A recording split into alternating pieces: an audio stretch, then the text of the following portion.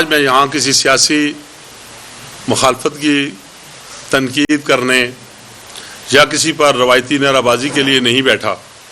آج کا موضوع سیاست سے زیادہ مقدم ہے. یہ ریاست اور ہماری آنے والی نسلوں کے مستقبل کا معاملہ ہے. جب بات ملک کی سلامتی کی ہو، جب بات ان اداروں کی ہو جو ہماری سرحدوں کے محافظ ہوں، تو پھر سیاسی وابستگیاں ثانوی ہو جاتی ہیں. آج ہمیں بحیثیت قوم یہ فیصلہ کرنا ہے کہ ہم تعمیر کے راستے پر چلنا چاہتے ہیں یا تخریب کے. سب سے پہلے بات کرتے ہیں اس جماعت کی جو تبدیلی کے نام پر آئی اور آج تباہی کے دہانے پر کھڑی ہے.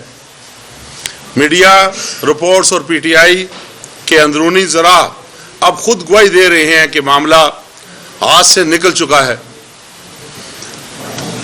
جب ایک جماعت کی اعلیٰ قیادت نجی محفلوں میں یہ تسلیم کر لے کہ ان کا لیڈر غلط سمت جا رہا ہے لیکن عوام کے سامنے سچ نہ بولے، یہ سیاست نہیں منافقت ہے. یہ بات اب ڈھکی چھپی نہیں رہی کہ پی ٹی آئی کی لیڈرشپ اپنے ہی بانی کے سوشل میڈیا اکاؤنٹ سے لاتعلقی کر چکی ہے. یہ کیسا لیڈر ہے جس کے ٹویٹس کو اس کی اپنی پارٹی کے سنجیدہ لوگ شیئر کرنے سے کتراتے ہیں. یہ اس بات کا ثبوت ہے کہ ان کے اپنے لوگ سمجھ چکے ہیں کہ یہ راستہ سیاست کا نہیں بلکہ خودکشی کا ہے. آج پی ٹی آئی کے ورکرز کو سوچنا چاہیے کہ جن لیڈرز کے بچے خود جہاں نہ ہوں، محفوظ ہاتھوں میں ہوں، اور وہ آپ کو ریاست سے لڑوا کر خود ڈرائنگ روم میں کیوں چھپے بیٹھے ہیں. یہاں ایک اور اہم سوال پیدا ہوتا ہے کہ جب ریاست کے خلاف زہر اگلا جاتا ہے تو بھارتی افغان میڈیا اسے بریکنگ نیوز بنا کر کیوں پیش کرتا ہے. ادارے کے ترجمان نے درست اشارہ دیا ہے کہ یہ بیانیہ اصل دشمن کے بیانیے کی تقویت دے رہا ہے. جو زبان ہمارے دشمن استعمال کرتے تھے، افسوس آج وہ زبان ایک سیاسی جماعت کے پلیٹ فارم سے استعمال ہو رہی ہے. اب میں آتا ہوں اس اہم ترین پہلو کی طرف جو گزشتہ روز قومی سلامتی کے ذمہ دار ادارے کی طرف سے سامنے آیا. میں ان کی باتوں کو دہراؤں گا نہیں کیونکہ وہ سورج کی طرح آجاں ہیں، لیکن ان باتوں کا مطلب نتائج آپ تک پہنچانا چاہتا ہوں. ریاستی اداروں نے جو حقائق پیش کیے وہ صرف ایک بیانیہ نہیں بلکہ ایک حتمی فیصلہ ہے. اس کا مطلب یہ ہے کہ ریاست نے برداشت کی پالیسی کو ترک کر کے اب آئین اور قانون کے نفاذ کا فیصلہ کر لیا ہے. جو لوگ اسے محفوظ ایک پریس کانفرنس سمجھ رہے ہیں وہ غلط فہمی میں ہیں. جو لوگ اسے محض ایک پریس کانفرنس سمجھ رہے ہیں وہ غلط فہمی میں ہیں. ادارے کی طرف سے جس ذہنی کیفیت اور انا پرستی کی نشاندہی کی گئی ہے، اس کا علاج اب مذاکرات نہیں بلکہ قانون کی عملداری ہے. جب کوئی شخص خود کو ریاست سے بڑا سمجھنے لگے تو ریاست کا فرض ہے کہ اسے اپنی حدود یاد دلائے. بات اب واضح ہے کہ قومی سلامتی اور اداروں کی تحقیق اب آزادی رائے کے زمرے میں نہیں بلکہ جرم کے زمرے میں دیکھی جائے گی. ریاست نے وعدہ کر دیا ہے کہ وہ اپنی ریٹ پر سمجھوتا نہیں کرے گی، اور یہ پیغام ان تمام عناصر کے لیے جو سوشل میڈیا پر بیٹھ کر ملک کی جڑیں کھوکھلی کر رہے ہیں. دوستو، ان لوگوں کے تضادات دیکھیں. ایک طرف ریاست دہشت گردی اور خواراج کا کلا کما کر رہی ہے، ہمارے جوان روزانہ شہادتیں دے رہے ہیں. دوسری طرف کچھ لوگ مطالبہ کر رہے ہیں کہ دہشت گردوں کے دفتر کھولے جائیں. یہ کیسی سیاست ہے جو شہیدوں کے خون کے ساتھ بھی وفا نہیں کرتی. ادارے کا یہ کہنا بالکل بجا ہے. عوام اور فوج میں دراڑیں ڈالنے کی کوشش کرنے والے دراصل قومی سلامتی کے لیے خطرہ بن گئے ہیں.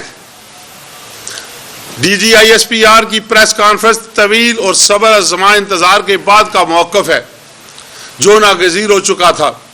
PTI اس ملک میں ملکی سلامتی دفاعی اداروں، ملکی معیشت، داخلی اور خارجی امور پر ہر محاذ پر ملکی مفادات کے خلاف موقف رکھتی ہے جو ریکارڈ پر ہے، چاہے پاک بھارت جنگ ہو، افغانستان سے دہشت گردی ہو، IMF سے مطالبات ہوں، مذاکرات ہوں، ہمیشہ یہ جماعت ملکی مفادات کے خلاف کھڑی دکھائی دیتی ہے۔ اب یہ سب سے بڑھ کر سیاسی اختلاف رائے کو گالی گلوچ، بدتمیزی اور دشمنی میں بدل دیا گیا ہے اور معاشرے میں ایک تفریق پیدا کر دی گئی ہے۔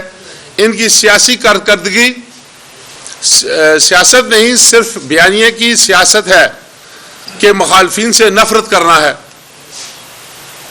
آپ ریکارڈ چیک کر لیں، یہ عمران خان تھے جب وزیر اعظم تھے، اپوزیشن کے ساتھ ہاتھ نہیں ملاتے تھے، بیٹھتے نہیں تھے۔ ملکی مفاد کا معاملہ ہو، جب اپوزیشن میں تھے تو حکومت کے ساتھ نہیں بیٹھتے تھے۔ ان کی عدم برداشت نے ہمارے ملک کی سیاست کو نقصان پہنچایا۔ آنے والے وقت میں ہمیں اس معاشرے میں محبت، اخلاق، برداشت، رواداری کا کلچر پیدا کرنا ہوگا۔ میں آج قوم کے سامنے چند سوالات رکھنا چاہتا ہوں۔ کیا پاکستان کے عوام اس شخص کا ساتھ دیں گے جو اپنی انا کی تسکین کے لیے ملک کو ڈیفالٹ کی بات کرتا ہے؟ کیا PTI کے محض مخلص کارکنان اپنی قیادت سے نہیں پوچھیں گے کہ کیوں ہمیں ریاست کے خلاف کھڑا کیا جا رہا ہے جب آپ خود پیچھے ہٹ جاتے ہیں؟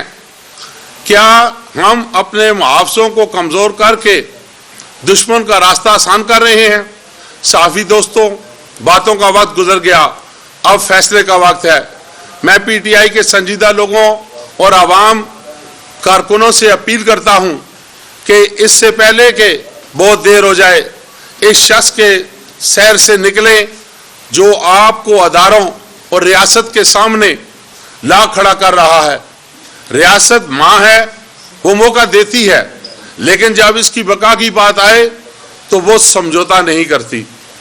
آئیے ہم انتشار کے اس باب کو بند کر دیں اور تعمیر و ترقی کے راستے پر پاکستان کا ساتھ دیں۔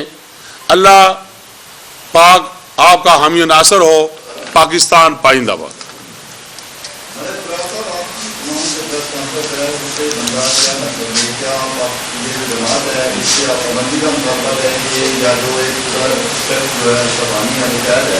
باقی جو لوگ ہیں جماعت تو چلے گی، ظاہر ان کا ضرور میں ووٹ نہیں ہے، مطالبہ کیا ہے آپ جو ڈیمانڈ پاکستانی عوام سے وہ آپ کی کیا ہے، کیا کرنا چاہ رہے ہیں؟ یہ جو ڈیمانڈ میری بھی ہے، پورے پاکستان کی بھی ہے، اور میرے خیال میں آپ صحافی بھائیوں کی بھی یہی ہوگی کہ سیاست کرنا ضروری ہے، جمہوریت ضروری ہے، لیکن ملک کے ساتھ دشمنی کرنا ضروری نہیں ہے۔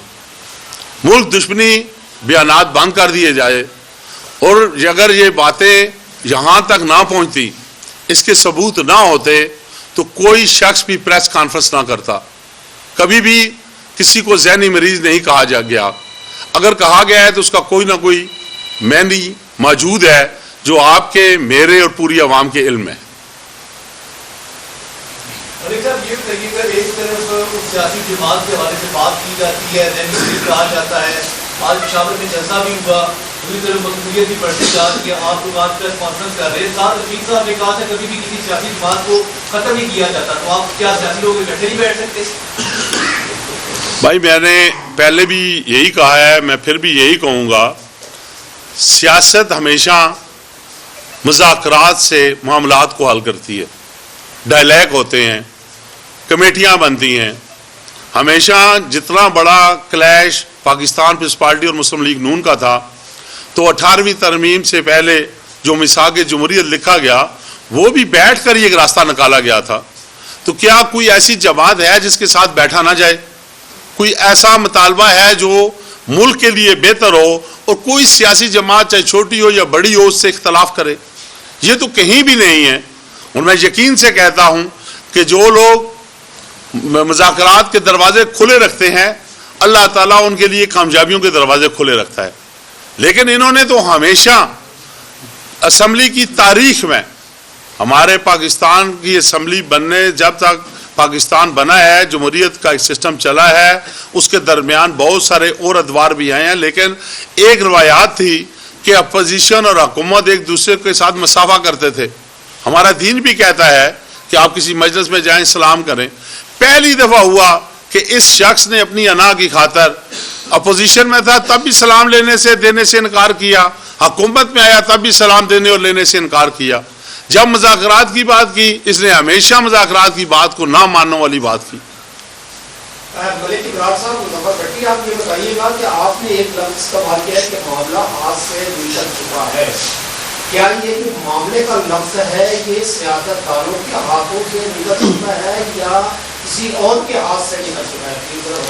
ہم ان لوگوں کو کہہ رہے ہیں جو پاکستان کے خلاف بیان بازی کر رہے ہیں, پاکستان کی سرحدوں کے کھوکھلا کرنے کی کوشش کر رہے ہیں, جو پاکستان کے ان ماؤں, بہنوں, بیٹیوں یا والدین کے جو ان کے بیٹے شہید ہو گئے ہیں. اگر آپ گھر میں سکھ کی نیند سوئے ہوئے ہیں, جوان جو ہیں وہ سرحدوں پر ڈیوٹی دے رہے ہیں, اگر ان میں سے کوئی شہید ہو جائے اور اس کے بارے میں غلط استعمال بات کی جائے, غلط بیانی کی جائے, تو پھر میرا خیال ہے کہ ہم میں بھی کہوں گا, آپ بھی کہیں گے, عوام بھی کہے گی کہ ان کے ہاتھوں سے بات نکل چکی ہے.